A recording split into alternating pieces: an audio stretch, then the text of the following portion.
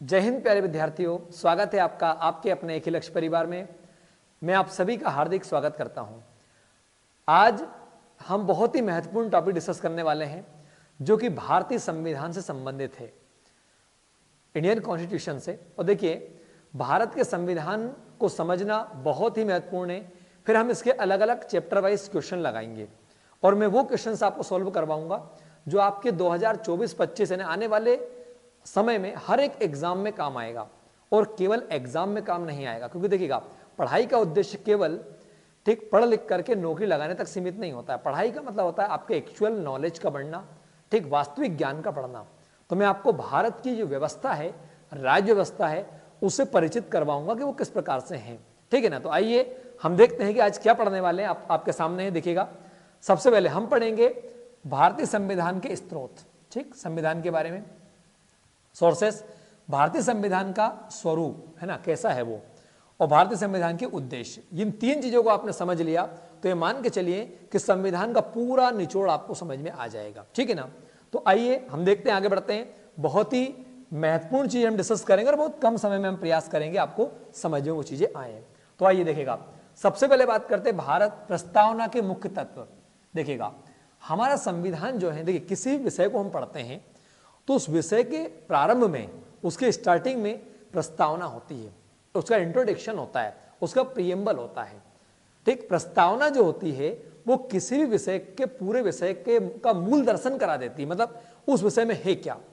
ठीक भाई, जो प्रस्तावना होती है वो एक प्रकार से क्या बताएं, उसका परिचय करा जाती है। जैसे कि जब भी हम कहीं पर जाते हैं, किसी से मिलते हैं, तो अपना परिचय जब हम दे देते हैं तो परिचय से क्या होता है कि आखिरकार हम क्या, मतलब हम क्या है, ठीक है, क्यों है, कैसे हैं, वो सारी बातें आपको समझ में आ जाती है। तो आइए हम देखते हैं। देखिएगा, आखिर हमारा संविधान, सबसे पहली बात है संविधान है क्या, उससे हम आगे बढ़ते। देखिएगा, संविधान मतलब इंग्लिश में कॉन्स्टिट्यूशन से कहा जाता है। किसी भी देश को, किसी भी व्यवस्था को या हमारे घर को चलाने के लिए जो नियम कायदे कानून बनाते हैं उन्हें हम क्या कहते हैं, संविधान। सामान्य भाषा में हम कह सकते हैं किसी देश के भीतर रहने वाले नागरिकों के लिए समान रूप से और सभी के लिए बनाए गए जो नियम कायदे कानून जिस किताब में लिखे होते हैं, जिस बुक में लिखे होते हैं, उसे संविधान कहा जाता है। तो आई होप कि आपको ये बात समझ में आ गई होगी। ठीक, जैसे हमारे घर के भीतर अपने कुछ नियम होते हैं तो वो एक अपना घर का संविधान हो गया। हर एक जगह बिना संविधान के जहां चीजें होगी, ठीक, वहां पर अस्त व्यस्त होगी आपकी, और वो व्यवस्थित मतलब नहीं हो पाएगा। लेकिन जहां संवैधानिक रूप से हम सही चलेंगे, वहां पे हर एक चीज प्रॉपर आपकी चलेगी। और मैं बता रहा हूं आपको, हर एग्जाम में ऐसे क्वेश्चन काम में आने वाला है, वेरी वेरी इंपॉर्टेंट। आइए देखिएगा, हमारा संविधान जो है प्रीएम्बल। देखिएगा, जब संविधान बन रहा था तो संविधान सभा का चुनाव हुआ। ठीक, पूरे देश में से संविधान बनाने वाले लोगों का चुनाव किया गया कि कौन लोग संविधान को बनाएंगे। संविधान सभा का चुनाव जो हुआ था आपका, वो जुलाई 1946 में हुआ था, जब भारत आजाद भी नहीं हुआ था। आजादी से पहले अंग्रेजों की जो सरकार, जो इंग्लैंड में नई सरकार बनी थी लेबर पार्टी की, ठीक, उन्होंने एक कैबिनेट मिशन भारत भेजा, मतलब उन्होंने अपने मंत्रिमंडल के लोगों को भेजा भारत और कहा कि जाइए और भारत के लोगों से कह दीजिए कि वो अपना संविधान बनाने के लिए स्वतंत्र है। तो सबसे पहला प्रश्न आपका बन जाता है कि भारत का जो संविधान बना है वो किस मिशन यानी किस समिति की सिफारिश पर बना है। तो आप याद रखिएगा, भारत का संविधान कैबिनेट मिशन की अनुशंसा पर या सिफारिश पर बना है, जो अंग्रेजों ने भेजा था। उन्होंने कहा कि जाइए भारत के लोगों से बोल दीजिए अपना बनाने के स्वतंत्र हैं। तो जब उन्होंने कह दिया तो हम लोगों ने हमारे भारत में संविधान सभा का एक चुनाव किया। ठीक, जिसमें हम 389 लोगों को हमने डिसाइड किया, मतलब सीटें रखी गई। बाद में हालांकि पाकिस्तान के अलग हो जाने से ठीक इसकी संख्या आपकी कम हो जाती है, तो वो एक अलग मैटर है, वो मैं आपको बताऊंगा आगे। अब संविधान सभा का चुनाव करा लिया पूरे देश से कि भाई इतने लोग संविधान को बनाएंगे। ठीक, संविधान को बनाने वाले लोगों ने अपनी पहली बैठक रखी। पहली बैठक रखी 9 दिसंबर 1946 को। कब रखी बताइए? ठीक, तो संविधान सभा की पहली बैठक 9 दिसंबर 1946 को हुई थी। इसके जो अध्यक्ष उस समय बनाए गए, डॉक्टर सच्चिदानंद सिन्हा को बनाया गया था, जो सबसे वरिष्ठ थे। हमारे यहाँ सबसे पहले सम्मान करते वरिष्ठों का हम लोग। अगले 2 दिन बाद यानी 11 दिसंबर को हमने सेकंड बैठक रखी।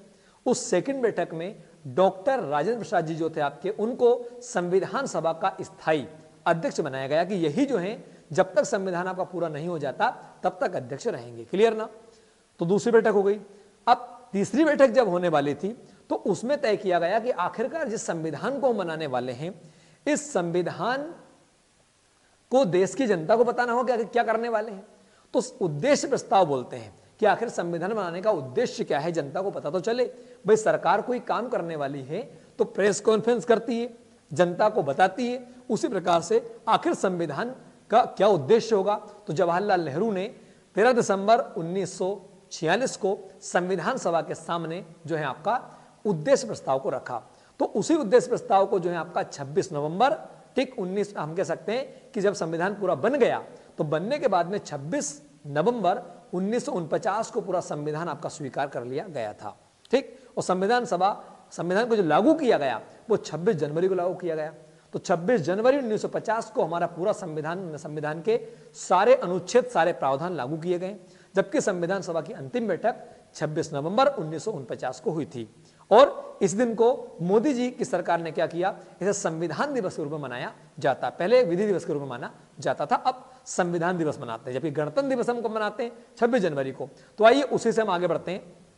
देखिएगा हमारे संविधान की प्रस्तावना में आखिर है क्या। ठीक, प्रियम्बल में है क्या, प्रियम्बल बोलते हैं इंग्लिश में। सबसे पहले संविधान का स्रोत, आखिरकार संविधान जो है आपका, ठीक, ये किन लोगों से लिया गया, किन लोगों के लिया गया। तो याद रखिएगा भारत के संविधान का जो स्रोत है, ठीक, वो है हम भारत के लोग, we the people of India. अर्थात जो संविधान है हमारा, ये हम भारत के लोग, उस समय जब बनाया गया हम भारत के लोग बना रहे हैं और अपने लिए बना रहे हैं। तो याद रखिएगा आपसे पूछा कि संविधान का स्रोत कौन है, रिसोर्सेस कौन है, तो कौन बताएं? जनता। और जनता ही संविधान को शक्ति प्रदान करती है। ठीक, संविधान में यदि बदलाव करना होगा तो कौन करेगी? जनता। पर जनता सीधे नहीं करेगी, जनता जिनको चुनेगी वो लोग करेंगे। भाई आज संविधान में बदलाव करना होगा तो हमारी संसद करेगी। हम जिन सांसदों को चुनते हैं, लोकसभा राज्यसभा, ठीक, खासकर लोकसभा को और राज्यसभा को विधायक लोग चुनते हैं, वो लोग संविधान में बदलाव करेंगे, लेकिन उनको तो हम जनता चुनते हैं ना। तो देखा जाए तो इनडायरेक्ट रूप से भारत के संविधान में जो शक्ति का स्रोत है वो कौन है? भारत की जनता। क्लियर ना? ये वेरी वेरी इंपॉर्टेंट है, याद रखिएगा। तो ये समझ में आ गया होगा कि संविधान को शक्ति किससे मिलती है? जनता यानी पीपल से मिलती है। संविधान है किसके लिए? हमारे लिए, और हम ही इसमें बदलाव कर सकते हैं। इसमें भी हम आगे बढ़ेंगे, बात करेंगे। देखिएगा अब संविधान का स्वरूप कैसा है, आखिरकार ये किस प्रकार का है। तो देखिएगा हमारा जो संविधान है, ठीक, वो कैसा है? क्या कैसा? हाउ, क्या हाउ। भैया हमारा संविधान जो है वो सबसे पहले बोलता है संपूर्ण प्रभुत्व संपन्न, ठीक है ना, द सोवरेन स्टेट बोलते हैं आपका। कहने का मतलब ये हुआ हमारे संविधान को हम भारत के लोग ही, माने हमारे द्वारा चुने गए जो लोग हैं, संविधान समाज चुना था हम लोगों ने, वही बनाएंगे। दूसरे देश का कोई व्यक्ति हमारे संविधान में इंटरफेयर नहीं कर सकता है। अमेरिका वाला या ब्रिटेन वाला या फ्रांस वाला या पाकिस्तान वाला कोई भी दूसरा व्यक्ति जो है आपका, वो हमारे देश की राजनीति में दखल नहीं दे सकता। हमारे देश में हम संविधान को कैसे, मतलब उसमें बदलाव करते हैं, उसमें कैसे नई चीजें जोड़ते हैं, ये केवल कौन करेंगे? ये हम भारत के लोग करेंगे। तो संपूर्ण प्रभुत्व संपन्न का मतलब ये होता है कि हमारे निर्णय हम स्वयं ही करेंगे, ना कि कोई दूसरा देश आकर करेगा। क्लियर ना? इस बात को आपको ध्यान रखना, कोई दूसरा देश हमारे संविधान में दखल नहीं दे सकता, हम स्वयं ही करेंगे। तो इसका मतलब है प्रभुत्व संपन्न, संपूर्ण हम स्वयं करेंगे। क्लियर ना? हम निर्णय खुद ही लेंगे, ये आपको ध्यान रखना है। तो आई होप कि आपको समझ में आ गया होगा। सेकंड है, हम मतलब ये हमारा संविधान का स्वरूप है, ऐसा है हमारा संविधान कि हम खुद ही इसमें कुछ परिवर्तन और कुछ भी कर सकते हैं। क्लियर ना? सेकंड, समाजवादी। हमारा संविधान का जो स्वरूप है वो सोशलिस्ट की तरह बात करता है। मतलब कि हमारा संविधान जो है आपका, वो भारत के हर वर्ग को समान रूप से भारत के संसाधनों पर अधिकार देने की बात करता है। कहने का मतलब ये है कि देखिएगा, जब एक गरीब वोट देता है, अमीर भी वोट देता है, तो गरीब को भी मिलना चाहिए। हमारे भारत में ऐसे मान लो कोई भी ऐसा नहीं होना चाहिए कि कोई मतलब भूखा मर रहा है। यदि कोई भूखा मर रहा है तो ये व्यवस्था की गलती है, सरकार की गलती है। क्यों? क्योंकि भाई जब वो जनता, जब वो भी अपने भारत की जनता में से ही आता है जिसने संविधान को बनाया, शक्ति उसको दी हम लोगों ने, वो वोट डालता है, वो टैक्स भी देता है।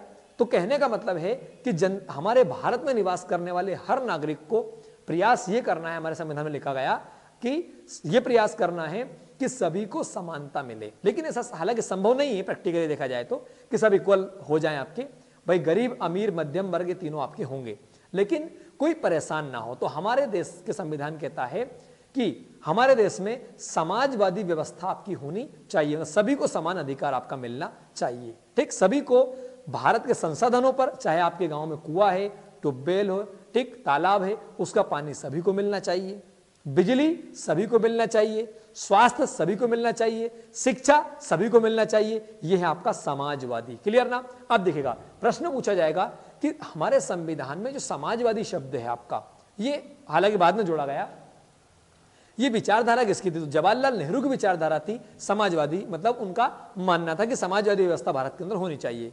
आगे मैं इसे आपको बताऊंगा।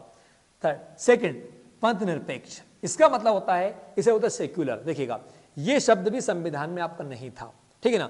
1976 में हमारे संविधान में 42वां संविधान संशोधन किया गया। कौन सा बताएं? 42वां संशोधन किया गया, मतलब 42वें नंबर का बदलाव किया गया, अमेंडमेंट किया गया। तो 1976 में इंदिरा गांधी ने जब भारत में आपातकाल लगाया था, उस आपातकाल के दौरान हमारे संविधान में सबसे बड़ा बदलाव किया था। उस समय इंदिरा गांधी ने लोकसभा के कार्यकाल जो 5 साल का होता है, 5 साल के लिए एक सांसद बनता है लोकसभा का, लेकिन उसे 6 साल कर दिया, ठीक है ना। तो ऐसे ही उस समय सबसे बड़ा बदलाव हुआ था। भारत के संविधान में 1950 से लेकर 2023 के बीच की यदि हम बात करें, इस अभी तक के समय के बीच में कभी सबसे बड़ा बदलाव कभी किया तो वो किया था इंदिरा गांधी ने। कौन ने किया था बताएं? याद रखिएगा आप लोग, मतलब उन्होंने संविधान की प्रस्तावना में ही शब्दों को जोड़ दिया था और कुछ बहुत सारी अलग चीजें की थी। तो इसमें कहते हैं कि समाजवादी, कौन सा बताएं? समाजवादी सोशलिस्ट, ये शब्द मूल संविधान में नहीं था। एक पंथ निरपेक्ष, क्या पंथ निरपेक्ष, और एक आपका आता है अखंडता। कौन सा? अखंडता। ये 3 शब्द आपके जोड़े थे किसमें? हमारे संविधान में। संविधान में, ठीक, इसमें 3 शब्द जोड़े। कौन से? समाजवादी, पंथ निरपेक्ष और क्या बताएं? अखंडता। देखिए पंथ निरपेक्ष का मतलब ये होता है कि यहां पर कोई भी एक पंथ, कोई भी एक धर्म जो है वो बड़ा नहीं होगा, यानी वो आपका राष्ट्रीय नहीं होगा, सबको समान लेके चला जाएगा। हालांकि ये एक अलग बात है, देखिए बिना धर्म के तो राजनीति नहीं होनी चाहिए, क्योंकि धर्म होगा वहीं पर राजनीति बेहतर होगी। धर्म का मतलब आपके कर्तव्य, ठीक है ना, कि आपको क्या जनता के प्रति करना चाहिए। तो मेरा मानना यह है कि राजनीति जो होती है, ठीक, उसमें धर्म होना चाहिए। क्लियर ना? धर्म के भीतर राजनीति ना हो, लेकिन क्या बताएं, राजनीति में धर्म का होना चाहिए। तो हमारा भारत का सेक्युलर शब्द है आपका, जो बार बार आप लोग सुनते होंगे, अलग अलग लोग इसको अलग अलग मानते हैं। ये शब्द आपका इंदिरा गांधी ने जोड़ा, कब? 1976 में। फिर आपका आता है, ठीक है, 3 शब्द जोड़े, कौन कौन से? समाजवादी, पंथ निरपेक्ष और आपका अखंडता, ये भी आपका आएगा, ठीक है ना। अब देखिए आगे बात, लोकतंत्रात्मक। भारत जो है आपका का संविधान में लिखा है कि संविधान स्वरूप है कि भारत एक लोकतंत्रात्मक राज्य, मतलब लोगों से मिलकर बनता है। भारत की सरकार को कौन बनाते हैं? लोग, यानी जनता। डेमोक्रेसी है भारत। क्लियर ना? तो भारत, जैसे हम लोग अपने गांव में सरपंच का चुनाव करते हैं, यह नहीं होता है कि पुराने सरपंच का बेटा सरपंच बन जाएगा, भाई सरपंच या विधायक का बेटा विधायक बन जाएगा, ठीक, जनता वोट डाल करके चुनती है। तो भारत कैसा हो गया आपका? लोकतंत्रात्मक। क्लियर ना? ये आपको ध्यान रखना है भाई। मतलब कुल मिला के चाहे कोई भी होगा, हर व्यक्ति को चुनाव से गुजरना पड़ेगा। चुनाव आएगा, चुनाव में उसे लोग वोट डालेंगे, ठीक, यदि वो लोगों को पसंद आता है तो बनेगा, वरना नहीं बनेगा।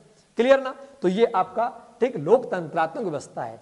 आगे बात करते हैं हम लोग इसमें। अगला शब्द आता है, कौन सा बताएं? गणराज्य, रिपब्लिक। देखिएगा यहां पर बात ये, अब दोस्त आप कहेंगे सर लोकतंत्र का मतलब लोगों द्वारा बनाया गया तंत्र भारत में, तो गणराज्य का मतलब क्या है? देखिएगा गणराज्य का मतलब यह है कि भारत का जो राष्ट्र अध्यक्ष, जो राष्ट्र का प्रमुख होगा, संवैधानिक राष्ट्रपति, वो अनुवांशिक ही नहीं आएगा, बल्कि उसको जो है आपका चुनाव के माध्यम से बनेगा। क्या आपने कभी सुना? देखिए भारत में पहले राष्ट्रपति हुए डॉक्टर राजेंद्र प्रसाद, क्या उनका बेटा राष्ट्रपति बना? ठीक भाई, उनको भी चुनाव से गुजरना पड़ा। तो गणराज्य का मतलब होता है कि वहां के राष्ट्र अध्यक्ष का चुनाव होता है। इंग्लैंड की हम बात करें तो इंग्लैंड में ऐसा नहीं होता। इंग्लैंड में क्या होता है, वहां की महारानी, उनके बाद फिर नई महारानी, ठीक, या उनका जो है पुत्र, वो एक क्रम आपका चलता रहता है। तो जो इंग्लैंड है, जिसके हम गुलाम थे, इंग्लैंड बोल दो, अंग्रेज जहां से आए थे, या ब्रिटेन बोल दो, यूके बोल दो, पूरा क्षेत्र आपका, वो जो देश है आपका, ठीक, वो देश एक लोकतंत्र तो है, लेकिन क्या नहीं है? गणराज्य नहीं है। भारत एक लोकतंत्र भी है और एक गणराज्य भी है। तो भारत में व्यवस्था, भारत में सरकार कैसी होगी? लोकतंत्रात्मक, लोगों द्वारा चुनी गई। जैसा कि अभी अभी विधानसभा के चुनाव हुए तो आप लोगों ने विधायक को वोट डाला, ठीक, जिसको भी डाला आपने, तब जाके विधायक आपका आएगा, या आपने पहले सांसद को वोट डाला। तो ये लोकतंत्रात्मक व्यवस्था है। क्लियर ना? ठीक। गणराज्य का मतलब कि भारत में क्या बताएं, जो राष्ट्रपति है, जो प्रेसिडेंट है आपका, ठीक, वो चुना जाएगा। क्या बताएं? उसे वोट डाल। अब उसे कौन चुनेंगे? तो आपका होगा सर राष्ट्रपति को तो हम वोट डालते हैं, राष्ट्रपति को वोट डालते हैं आपके विधायक। कौन बताएं? विधायक, लोकसभा के सांसद और राज्यसभा के निर्वाचित सांसद, लोकसभा राज्यसभा के विधायक निर्वाचित। तो हमने इनको चुना, वोट तो डालते हैं ना, हम भले सीधे नहीं चुनते हैं। तो राष्ट्रपति को भारत चुना जाता है, इसका मतलब गणराज्य। तो आपको समझ में आ गया। तो हमारा संविधान का स्वरूप कैसा है? पहला, संपूर्ण प्रभुत्व संपन्न, हमारे निर्णय हम स्वयं करेंगे, कोई दूसरा नहीं करेगा, इंटरफेयर नहीं करेगा हमारे संविधान में। समाजवादी, समाज के हर वर्ग को बराबरी का अधिकार मिलेगा। पदनिरपेक्ष, कोई एक धर्म आपका श्रेष्ठ नहीं होगा, सभी को मान के चला जाएगा। तीसरा, लोकतंत्रात्मक, जनता द्वारा सरकार को चुना जाएगा। गणराज्य, देश के राजा को, राष्ट्रपति को जो है आपका चुना जाएगा, ना कि वो अनुवांशिक ही आएगा। क्लियर ना? तो आई होप समझ में आ गया होगा। तो 1976 में यहां पर शब्द जुड़े, कौन से? समाजवादी, पदनिरपेक्ष और आपका अखंडता, है ना, एकता, अखंडता। चलेगा, आगे बढ़ते हैं। अब आता है अगला पॉइंट हमारा, संविधान का उद्देश्य। आखिरकार भाई संविधान बनाया क्यों? आप पढ़ाई क्यों करते हैं? पढ़ाई करने के पीछे कोई पर्पस होता है। तो उद्देश्य, ऑब्जेक्ट क्या आखिर का? ये तो स्वरूप था उसका, वो कैसा है, हाउ, ये क्या ऑब्जेक्ट हो गया। क्या बताया? ऑब्जेक्ट। तो आप देखेंगे, देखिएगा, सबसे पहले संविधान बनाया हम लोगों ने न्याय देने के लिए। क्या देने के लिए बताएं? कि भारत में निवास करने वाले हर नागरिक को न्याय मिले। कैसा न्याय मिले? सामाजिक न्याय मिले, समाज में उसके साथ भेदभाव ना हो, डिस्क्रिमिनेशन ना हो, समाज में उसको भेदभाव ना हो, समाज में बराबरी का अधिकार मिले। लेकिन आपको पता है हमारे देश में यही एक बड़ी गंभीर समस्या थी, जो आज तक अभी कई जगह गांवों में बनी हुई है। जब तक भारत में सामाजिक न्याय आपका नहीं मिलेगा व्यक्ति को, तब तक भारत के सही लोकतंत्र का कोई अर्थ नहीं निकलेगा आपका, या संविधान का मतलब कहीं जो सही अर्थ है वो नहीं निकलेगा आपका। क्लियर ना? व्यक्ति को न्याय मिलना चाहिए समाज के भीतर, ये नहीं कि ये छोटा है बड़ा। वो इस जाति की वजह से ही आज आपको पता है हमारे भारत में बड़ी समस्याएं बनी हैं, और आज भी जो है हमारे देश के राजनीतिक दल जातियों को फिर बांटने में लगे हैं। ठीक है ना? और यही नहीं होना चाहिए। क्लियर ना? तो सामाजिक न्याय मिले, आर्थिक न्याय। आर्थिक न्याय का मतलब इकोनॉमिकली, ऐसा नहीं है एक के पास पैसा एक नोट के ऊपर सो रहा है और एक बेचारा नोट से तरस रहा है, मतलब पैसे से तरस रहा है, उसके पास में खाने को नहीं मिल रहा है। तो आर्थिक रूप से हर नागरिक को, भारत में रहने वाले को ठीक न्याय मिलना चाहिए। ठीक, ऐसा नहीं है कि मतलब हालांकि गरीब अमीर मध्यम वर्ग आपके होंगे, कभी भी ऐसा नहीं हो सकता सब बराबर हो जाए। ये तो आपका केवल कहने वाली बातें हैं, सब बराबर नहीं हो सकते। लेकिन हम सरकार क्यों चुनते हैं? सरकार इसलिए चुनते हैं कि वो प्रयास करे कि सब लोगों को बराबरी का अधिकार कुछ तो मिल जाए, पर यह नहीं कि वो भूखा मरे। तो आर्थिक रूप से न्याय आपको मिलना चाहिए, ये उद्देश्य है हमारे संविधान का। तीसरा, राजनीतिक। राजनीतिक का मतलब, अच्छा आपके दिमाग में क्वेश्चन होगा कि विधायक का चुनाव लड़ने के लिए, सरपंच चुनाव लड़ने के लिए क्या कारण है कि मार्कशीट नहीं लगती है 10th 12th फाइनल की? लोग बोलते हैं कि बोले साहब सरपंच बने तो 5वीं पास होना चाहिए, बोले पढ़ा लिखा तो हो कम से कम। बस यहीं पर देखिएगा हमारे संविधान में क्या कहा है कि भारत में निवास करने वाला नागरिक, चाहे वो रोड पर बैठा है, भिखारी है, यदि वो भारत में रहता है, ठीक, उसे भारत की समस्याओं का पता है, भले उसने एक किताब नहीं पढ़ी, कोई सर्टिफिकेट नहीं है, ठीक, यदि वो अच्छा ज्ञान रखता है, जनता के लिए अच्छा करना चाहता है, तो उसे चुनाव लड़ने का अधिकार है, होना भी चाहिए। भाई पढ़ाई लिखाई का मतलब केवल ये नहीं होता है कि आपको 4 किताबें पढ़नी आती है या आपके परसेंटेज बहुत अच्छे हैं। आप जो है आपका ज्ञान, आपका जो ज्ञान है संस्कार के साथ में, वही आपकी पढ़ाई है, वही आपकी एजुकेशन है। कि आपको कितना पता है, लोगों के लिए आप कितना बेहतर कर सकते हैं, लोगों को आप कितनी बेहतर दिशा दे सकते हैं, ये क्या है बताएं? ये है उसका एक्चुअल मतलब। क्लियर ना? तो हमारे देश में इसीलिए कहा गया कि राजनीति में कोई भी व्यक्ति आ सकता है, वो पढ़ा लिखा हो चाहे ना हो, भैया उसको चुनाव लड़ने का अधिकार है, ये आपको ध्यान रखना है। क्लियर ना? फिर भी अब जैसे बड़े पद होते हैं तो बड़े पदों पर पढ़े लिखे व्यक्ति का होना जरूरी है। प्रधानमंत्री है, पढ़ा लिखा नहीं होगा तो सही निर्णय कैसे लेगा?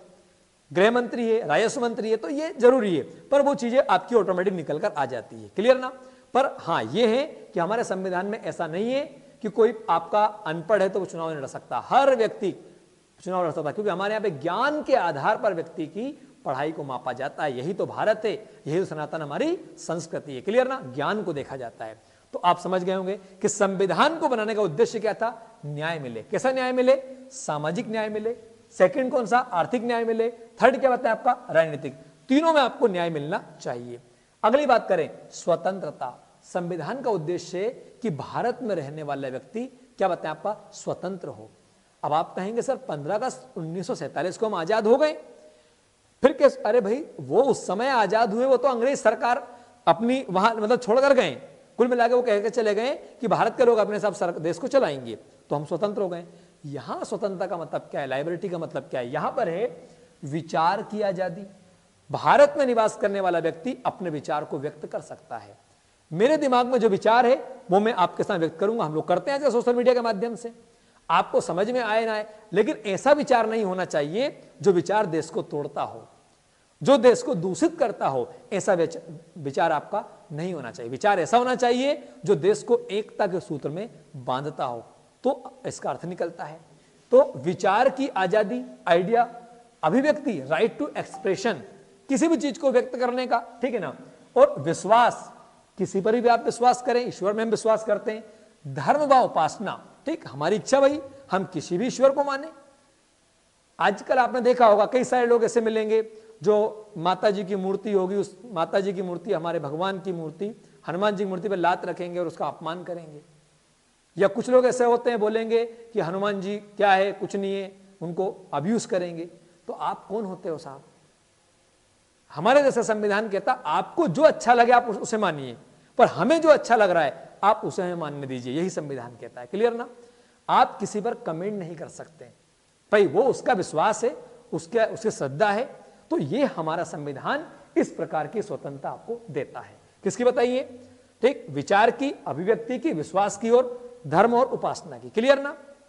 ये वेरी वेरी इंपॉर्टेंट है। और यही चीजें समाज को बांट रही है, क्योंकि आजकल आपने देखा होगा कि अलग अलग लोग अलग अलग जयंतियां मनाते हैं। जयंती मनाना अच्छी मतलब बुरी बात नहीं है, अच्छी बात है। ठीक, हर व्यक्ति को अपने पूर्वजों पर गर्व होना चाहिए, लेकिन हम ही श्रेष्ठ हैं ये गलत है। भाई मैं कहूं कि राजा भोज ही श्रेष्ठ है, महाराणा प्रताप नहीं है, गलत है। भाई राजा भोज श्रेष्ठ हैं, महाराणा प्रताप भी श्रेष्ठ है, शिवाजी महाराज भी श्रेष्ठ है, अंबेडकर जी भी श्रेष्ठ है। हम तो सबको मान के चलते हैं, लेकिन आज इस राजनीतिक व्यवस्था ने ठीक इन सबको बांट कर रख दिया, ठीक है ना, और देश की व्यवस्था को बिगाड़ कर रख दिया। तो आज के युवाओं, जो आप इस वीडियो को देख रहे हैं, आप इस बात को समझो, ठीक है। हमें इन चीजों के चक्कर में नहीं पड़ना है कि कोई आपके पास में आता है और इस तरह की बातें करता है। आपको समझना है, संविधान को पढ़ लिया, समझ लिया, तो निश्चित रूप से आप लोग समझ जाएंगे कि आखिरकार भारत की व्यवस्था क्या है। तो आइए हम आगे बढ़ते हैं, ठीक, चलेगा, आगे बढ़े। अगला प्रतिष्ठा है ना, सम्मान की हमने बात की, और साथ में अवसर की समानता, मतलब भारत में रहने वाले हर व्यक्ति को राइट टू अपॉर्चुनिटी, मतलब कि ठीक अवसर की समानता होनी चाहिए। इसका मतलब क्या है सर? जैसे मान लो पुलिस की भर्ती निकली, तो पुलिस की भर्ती में क्या केवल ओबीसी वाला ही जाएगा क्या, या केवल सामान्य वर्ग वाला जाएगा? भाई जिसकी जितनी जनसंख्या है, ठीक, उसके अकॉर्डिंग जो है आपका हर व्यक्ति को अपना पद मिलना चाहिए। जैसे सामान्य वर्ग मान के चलो 32% है, तो 32% लोग उस पद पर कौन से सामान्य वर्ग के हों। 27% लोग मान लो 42% लोग ओबीसी की हैं, तो ओबीसी के लोग होना चाहिए। मान लो 15.5% एससी के, ये है अवसर की समानता। तो आप इस बात को समझ में आ गया होगा कि आरक्षण क्यों दिया गया, क्योंकि पहले क्या था कि एक पर्टिकुलर देखा जाए तो जैसे सामान्य वर्ग है तो अलग अलग पदों पर केवल वही होते थे। भाई नागरिक तो बाकी लोग भी है ना, वो भी टैक्स देते हैं, वो भी वोट डालते हैं। अब वो पढ़ लिख नहीं पाए तो ये सरकारों की गलती थी, उनने व्यवस्था नहीं दी। तो इसलिए किसी को बुरा मानने वाली बात नहीं है कि साहब ठीक, आजकल लोग करते हैं कि अरे बोले ये आरक्षण से आए नहीं, ये फालतू बातें हैं। भाई आरक्षण होना ही चाहिए, ठीक, मैं इसका विरोधी नहीं हूं आरक्षण, लेकिन उसको मिलना चाहिए जिसको आवश्यकता है, उसे नहीं मिलना चाहिए ठीक जिसके पास में आवश्यकता नहीं। अब भाई सांसद है तो क्या बताइए, सांसद के लड़के को आरक्षण की आवश्यकता है क्या? विधायक के लड़के को? क्योंकि वो तो सांसद तो आर्थिक रूप से और सामाजिक रूप से मजबूत हो गया। आरक्षण का उद्देश्य ये था कि भाई देश का नागरिक जो समाज में बहुत पिछड़ा है सामाजिक तौर पे, सोशली, और जो हम कह सकते हैं कि शिक्षा में बहुत कमजोर है, उसको आगे लेकर आना। क्लियर ना? तो बिल्कुल आप ध्यान से देखिएगा, आगे बढ़िएगा, देखिएगा। ये व्यक्ति की गरिमा सम्मान की हम बात करते हैं, राष्ट्र की एकता और अखंडता, ये भी आपका संविधान का उद्देश्य हमारा, बंधुता भाईचारा जो अपन कह सकते हैं, ये सारी बातें आपकी होती है। तो मुझे पूरी उम्मीद है कि आपको जो मेरे द्वारा पढ़ाया गया प्रस्तावना है समझ में आया होगा। क्लियर ना? तो प्रस्तावना में हमने क्या पढ़ा पहले? ठीक, प्रस्तावना में हमने पढ़ा कि संविधान जो है हमारा उसका स्रोत कौन है, तो भारत की जनता। दूसरा पढ़ा संविधान कैसा है, तो हमारा संविधान कैसा है बताइए? पहला, हम पहला दी बोलेंगे, क्या बोलेंगे? संपूर्ण प्रभुत्व संपन्न, ठीक, द सॉवरेन स्टेट आपका। सेकंड समाजवादी सोशलिस्ट, और थर्ड कौन सा बोलो? पंथ निरपेक्ष सेक्युलर, और फोर्थ कौन सा? लोकतंत्रात्मक यानी आपका डेमोक्रेटिक, और फोर्थ गणराज रिपब्लिक। क्लियर ना? तो हमारा संविधान ऐसा है। संविधान क्यों बनाया, उद्देश्य क्या है? ठीक, जैसे आप पढ़ रहे हो, क्यों उद्देश्य, आपका उद्देश्य क्या पढ़ने का? भाई अच्छी नौकरी लगाना, घर वालों का नाम मान सम्मान बढ़ाना। ठीक, आगे हम बात करें संविधान का उद्देश्य, ऑब्जेक्ट, तो ऑब्जेक्ट में क्या आएगा?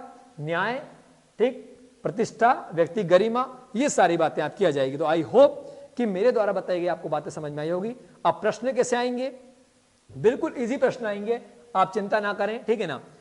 ठीक, यदि आपने चैनल को सब्सक्राइब नहीं किया है, चैनल को सब्सक्राइब जरूर करें, ठीक। और इस वीडियो को सब्सक्राइब करने से क्या होता है कि आज जब भी वीडियो अगला मैं बना के डालूंगा तो ऑटोमेटिक वो आपको ऊपर जो है आपको मिल जाएगा, ताकि कम से कम आपको पता लग जाए कि हाँ अगला नया वीडियो सर का आ चुका है, ठीक है ना?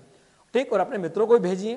देखिए हमारा प्रयास है शिक्षा को इतना आसान कर देना कि हर वर्ग तक, हर व्यक्ति तक जो गाँव के अंदर रहता है, ठीक, क्योंकि आजकल हर एक व्यक्ति का हाथ में एंड्रॉइड फोन होता है, वो आसानी से चीज़ों को समझे, ठीक है ना बच्चों? तो बिल्कुल आप पढ़िएगा और 100% यहाँ से प्रश्न आपके पूछे जाएंगे, ठीक, बिल्कुल आता है। तो आपको ध्यान रखना प्रस्तावना में केवल एक ही बार बदलाव हुआ है, कब?